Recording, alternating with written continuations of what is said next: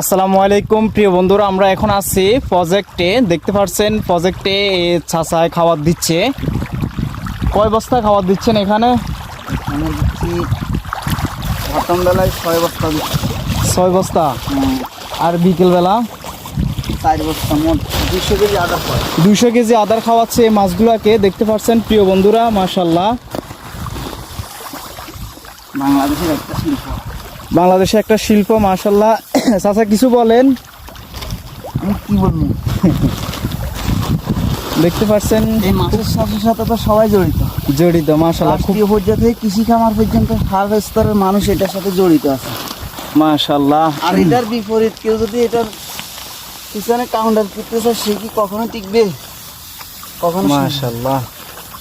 দেখতে পাচ্ছেন খুব সুন্দরভাবে মাছগুলোকে আদার দেওয়া হচ্ছে। প্রিয় বন্ধুরা, আমরা এখন আছি প্রজেক্টের